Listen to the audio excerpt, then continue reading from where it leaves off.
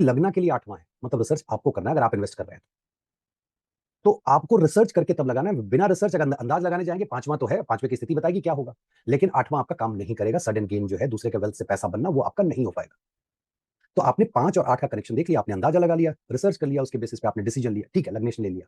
But gain कहां से होना है भाई? आपका शेयर रेगुलर ऊपर जा रहा है, तो वो गेन आपको 11 से देखना है। सोर्स ऑफ इनकम है, वो आपका दिखाएगा कि क्या आपको उससे गेन हो रहा है। और सेकंड हाउस जो वेल्थ है, वो दिखा रहा है कि वेल्थ आप क्रिएट कर पा रहे हैं कि नहीं कर पा रहे हैं। नमस्कार दोस्तों, welcome to V R Astro. V R Astro में आपका स्वागत है। आज हम लोग शेयर मार्केट के क्या कॉम्बिनेशंस होते हैं, और शेयर मार्केट अगर आप वेल्थ कमा सकते हैं या नहीं कमा सकते हैं, लॉन्ग टर्म में कमाएंगे वर्सेस शॉर्ट टर्म में कमाएंगे, ट्रेडिंग करेंगे या फिर आप लॉन्ग टर्म इन्वेस्टर होंगे, ये चीज़ें आज हम लोग देखेंगे। दशांतर दशा की भी मैं बात करूंगा, ट्रांजिट की भी बात करूंगा।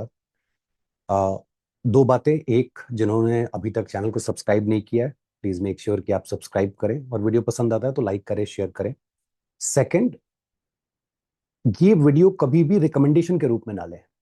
अपने चार्ट को पहले प्रॉपरली एनालाइज करें और देखें कि क्या ये सारे सूत्र आप में अप्लाई होते हैं, तब आप इंटरेस्ट दिखा सकते हैं।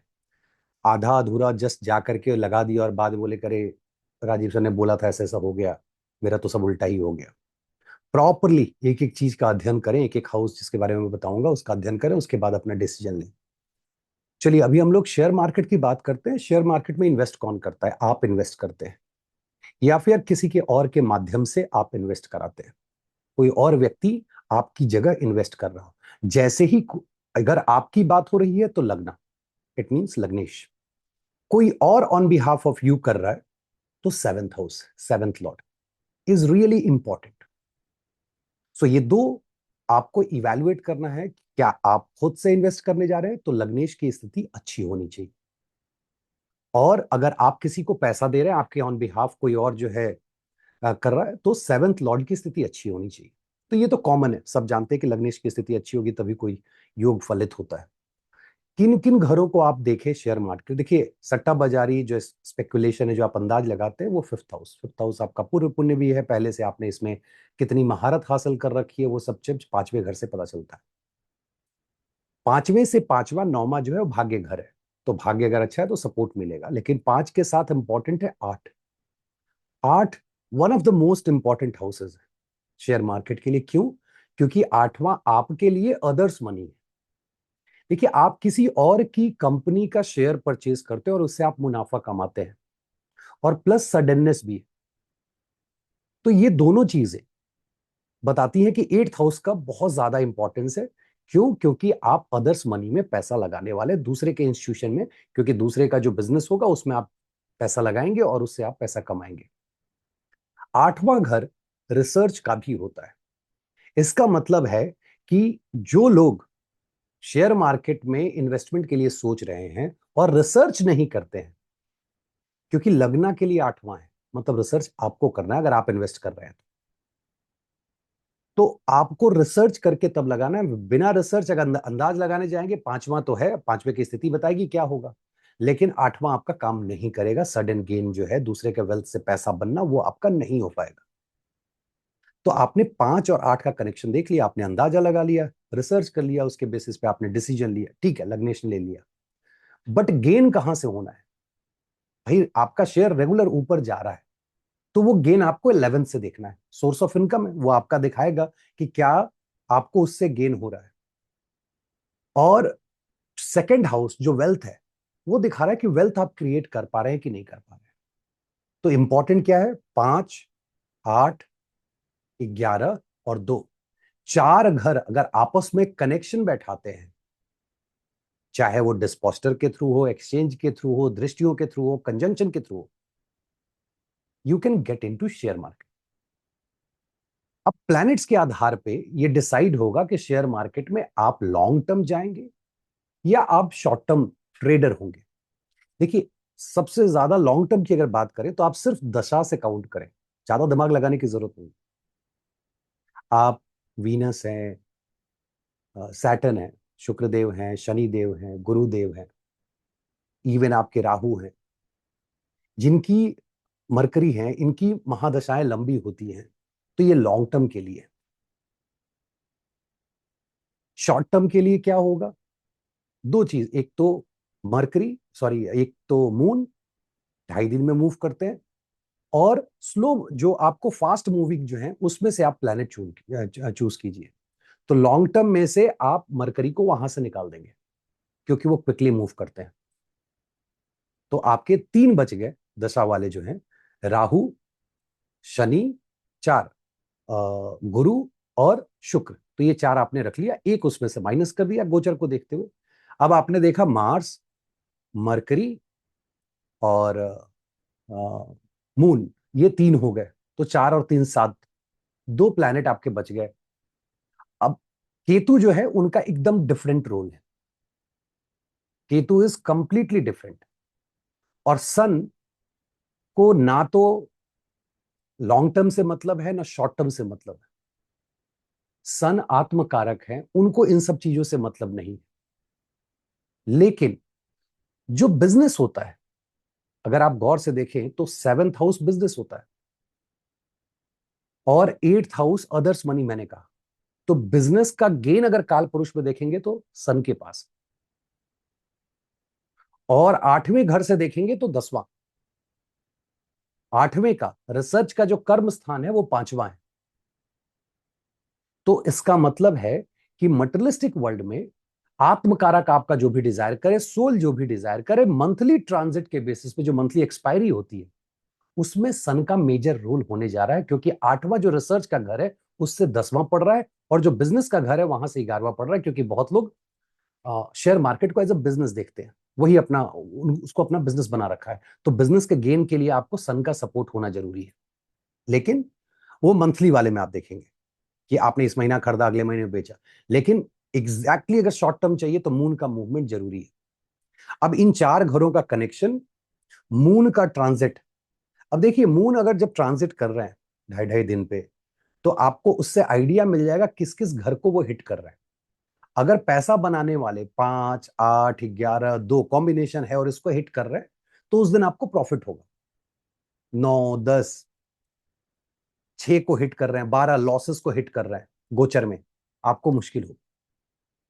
2 सॉरी 5, 8, 11 और 2 किसी के मालिक गोचर करते हुए 6 में या 12 में हो, क्योंकि 8 तो उसके लिए चाहिए, और 8 अगर आ गया और 12 से कनेक्शन बैठा रहा है तो सडन लॉस भी हो सकता है, क्योंकि 12 से कनेक्शन है। तो 6, 8 में अगर ये लॉर्ड हो, उस दिन सोचे कि नहीं यार आज पैसा बना लेंगे, नहीं होने जा रहा है। You are going to make losses.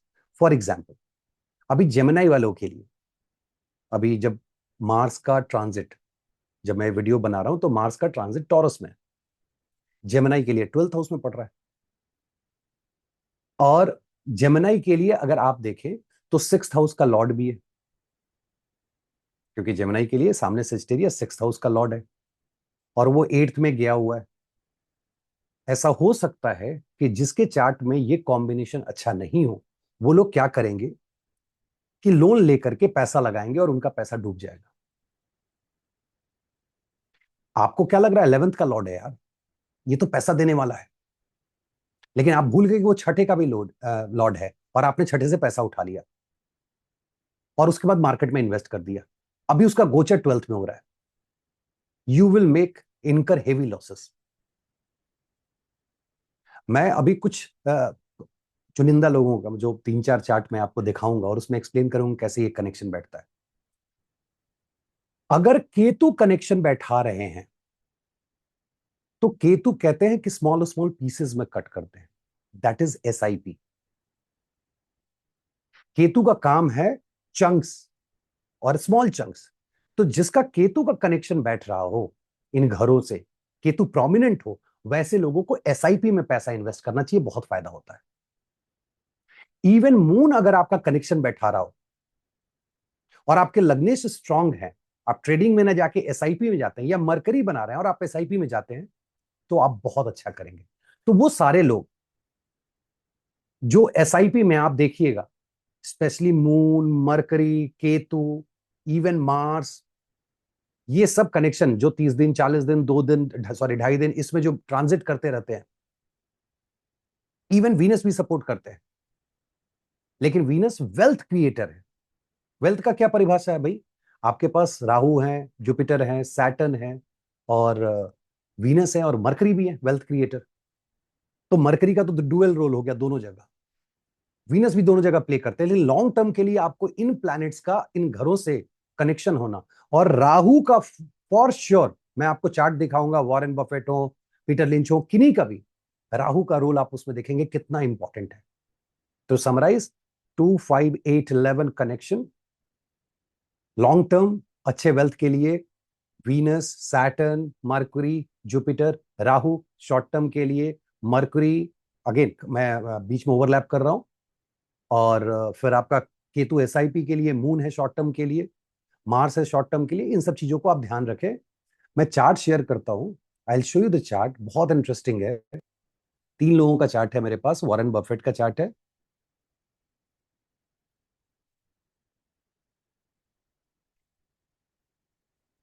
देखिए वॉरेन बफेट के चार्ट में 5th हाउस से ही शुरू करते हैं। 5th हाउस में अगर देखेंगे तो जुपिटर है, 5th के लॉर्ड जो है वो 8th में गए हुए हैं, जो लग्नेश के साथ बैठे हुए हैं। ठीक है, अब कोई बोलेगा कि लग्नेश 8वें चले गए हैं जी, खराब है, जो काल पुरुष में अपने घर में गया है, 8वां घर उन्हीं का है। और आप 8वें के मालिक को देखेंगे तो 11वें में बैठे हुए हैं, 11वें के भी वो मालिक हैं वीनस के साथ। ये वेल्थ का हाउस है, दोनों धन कारक है। और तीसरा धन का प्लेस कौन सा है, एक्यूमुलेट होने का, उसके मालिक कौन है, जुपिटर, जो 8वें घर से दृष्ट कर रहे हैं। कहीं कोई कंफ्यूजन नहीं है। 5 का मालिक 8 में, 8 का 8, और 11 का मालिक 11 में, 2 का मालिक 8 में बैठ के खुद उसको देख रहा है। ह्यूज वेल्थ क्रिएटर, सिर्फ वेल्थ की। और अगर आप देखें तो सैटर्न रेट्रो है, जिसको मैं यहां लूंगा। सैटर्न, जुपिटर, वीनस, मरकरी सब लॉन्ग टर्म वाले हैं, मरकरी ओवरलैप होता है। Let's look at Rahu. Rahu किस घर में, 6th हाउस में।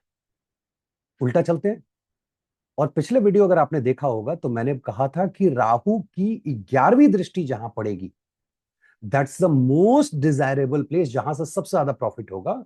आप घुमा के देखिए, राहु 8th हाउस, दृष्टि उनकी वहां पे है। This is the place from where this person can make immense wealth. और यही चीज हुई है कि वॉरेन बफेट को, ठीक है विपरीत राज योगा है, वो सब अपनी जगह पे है, बट शेयर मार्केट के लिए जो चाहिए आप देख सकते हैं, राहु की दृष्टि है, इन्होंने पैसा बनाया। नेक्स्ट चार्ट पीटर लिंच का देखते हैं। आप सब पीटर लिंच को जानते होंगे, जो शेयर मार्केट में, वो सब नाम सुन चुके होंगे। फिर आते हैं लॉन्ग टर्म वाले हैं, जुपिटर, और फिर मरकरी, फिर मरकरी, फिर जुपिटर, सिर्फ 2 planet. Now let's look at 2 और 5 के मालिक बैठे हुए हैं 10th हाउस में, ठीक है, इन ट्राइंग टू मरकरी। दोनों रेट्रो हैं, ध्यान में रखिएगा। तो इसका मतलब है कि इन 2 प्लैनेट के बीच में संबंध होना चाहिए, बस उतना काफी है। क्योंकि जुपिटर और मरकरी ये दोनों वेल्थ देने की बात कर रहे हैं, दोनों रेट्रो हैं। तो बोलोगे सर रेट्रो है तो अपोजिट हाउस में पकड़ो, ठीक है जी, पकड़ लिया, चले आए यहां पे, और मरकरी को लेके चले आए 8th हाउस में। 8th हाउस मरकरी, महर्षि पराशर कहते हैं पैसा ही देता है सर। और again in trying to Jupiter, अगर यहां मैं लूं तो जुपिटर की दृष्टि पड़ रही है जी, 5वीं दृष्टि पड़ रही है, गेन का केयर हो रहा है। मैं हमेशा कहता हूं 5वीं दृष्टि बच्चे की तरह संभाल के रखते हैं। तो पीटर लिंच के चार्ट में जो उनका अंदाजा, जो स्पेकुलेशन का हाउस है, जो उनकी बुद्धि है, वही जो है 11th गेन के हाउस को सिक्योर कर रही है, प्लस रिसर्च को। Is a very good researcher. अब देखते हैं राहु को, कि भाई राहु क्या करेंगे। राहु की दृष्टि देख लीजिए, राहु की दृष्टि घुमा कर ले जाएंगे तो 11th हाउस पे, पिछली बार 8th हाउस पे था, इस बार राहु की 11वीं दृष्टि, मोस्ट डिजायरेबल। लोग क्या बोलेंगे, भाई 9th भावा में है। मैंने राहु के वीडियो में कहा था, भाई ये तो 9th भावा में है, खत्म हो गया, क्या बोलते हैं उसको, मरण कारक स्थान है, गया व्यक्ति। ऊपर से ये तो मून साइन में है जी, ये तो और ज्यादा खराब है, मून साइन में बैठ के तो और ज्यादा परेशान करेगा, तो ये तो काम ही ढंग से नहीं करेगा। लेकिन जब आप इनकी 11वीं दृष्टि देखते हैं, और मैं कहता हूं कन्या के को लॉर्ड है, जब उस घर को देखते हैं तो इट्स ऑल अबाउट वेल्थ। तो आपने चारों घरों के मालिक को देख लिया, और उसके बाद राहु को देखा। ऑकमैन बिल की अब बात करते हैं।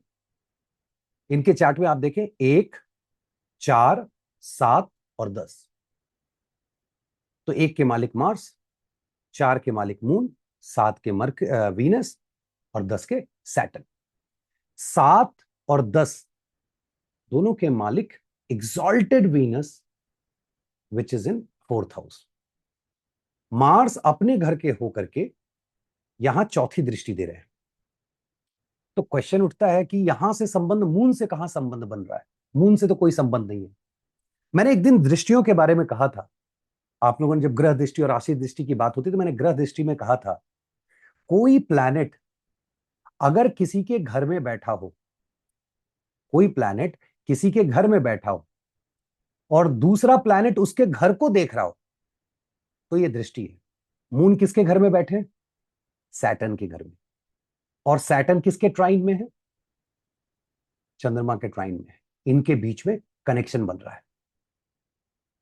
राहु ट्राइन टू मून, लेकिन उसके पहले राहु की दृष्टि देखें, कहां है? कर्क राशि। मैं बार बार कहता हूं, पिछला वीडियो सुनिए, मैंने उसमें कहा है कि राहु को लोगों ने डराने की जो है ना उसकी सामग्री बना ली है। डराते रहते हैं, मून है जी, ये हो जाएगा, वो हो जाएगा, and people are making like billions and billions of dollar. 11वीं दृष्टि रिसर्च पे पड़ रही है, बंदा रिसर्च कर रहा है। 2, 5, 8 और 11 का कनेक्शन है, शेयर मार्केट में बहुत अच्छा कर रहा है। तो इस तरीके से आपको चार्ट देखना है, आप अपने चार्ट में देखें। और ये दृष्टि जो मैंने अभी बताई है, इसको आप जरूर देखें कि अगर एक ग्रह दूसरे ग्रह के घर में है और दूसरा ग्रह उसके ट्राइन या उसको एस्पेक्ट कर रहा है, दैट इज डिजायरेबल दृष्टि। वो कनेक्शन स्टैब्लिश करती है जो यहां पे हो रहा है। और फिर बिना राहु के आप पैसा नहीं कमा सकते हैं। मैंने धन योग में और इसके पहले राहु के चार्ट में भी अलग अलग बड़े बड़े लोगों का चार्ट दिखाया, चाहे मुकेश अंबानी हो, धीरू भाई अंबानी हो, आनंद महिंद्रा हो। शेयर मार्केट में भी दिखा रहा हूं, बिना राहु देव के आप कलयुग में पैसा नहीं बना सकते हैं, चाहे आप कुछ भी कर लें। उम्मीद करता हूं शेयर मार्केट के ऊपर ये छोटा सा वीडियो आपको पसंद आया होगा। पसंद आया तो लाइक करें, शेयर करें, सब्सक्राइब करें। बने रहिए वी आर एस्ट्रो के साथ। बहुत बहुत धन्यवाद। नमस्कार।